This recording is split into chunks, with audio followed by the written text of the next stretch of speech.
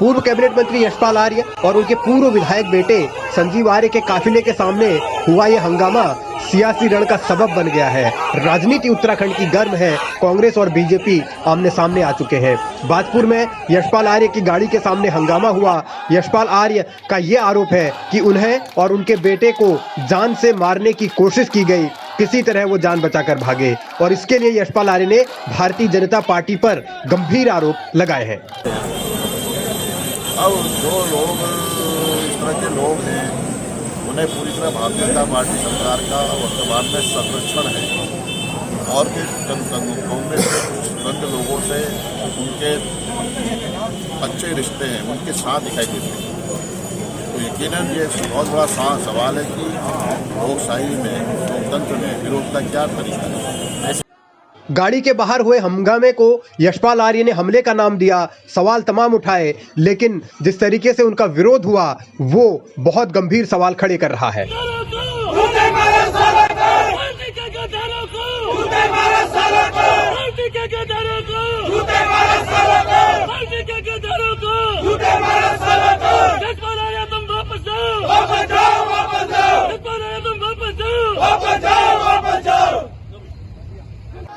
विरोध करने वाले गुट ने यशपाल आर्य पर पार्टी के साथ धोखेबाजी करने का आरोप लगाया और इसीलिए उनके खिलाफ नारेबाजी की, काले झंडे दिखाए। बाद में यशपाल आर्य अपने समर्थकों के साथ बाजपुर कोतवाली पहुंच गए, एफआईआर वहां दर्ज कराई और आरोपियों को जल्द गिरफ्तार करने की मांग की। लेकिन इस दरमियान जो हंगामा हुआ, बहुत देर तक ड्रामा चलता रहा। बाजपुर की सड़कों पर सियासत उबलती रही, सवाल खड़े होते रहे।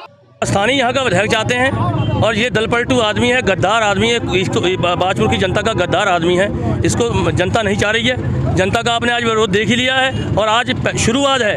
2-3 गांवों में कहा था तो लोग आए, हमको बुलाया, उन्होंने भी हमें विरोध करना है, हम भी साथ में लगे और इसने आते ही यहाँ पे हम अपना शांतिपूर्ण विरोध कर रहे थे। हमारे बंदे की इसने पगड़ी उतरवाई और बाद में इतना डरपोक आदमी गाड़ी में से नहीं निकला, इतना बड़ा बदमाश है।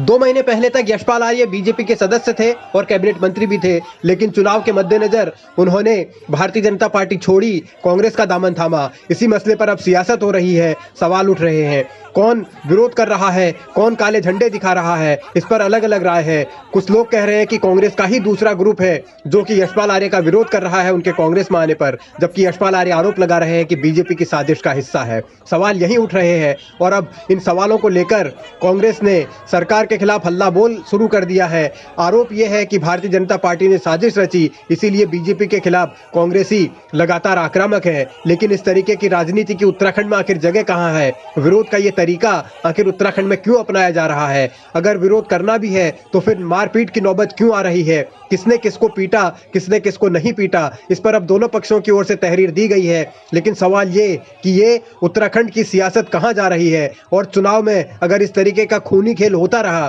तो फिर देवभूमि की जो तमाम मर्यादाएं हैं उनका क्या होगा?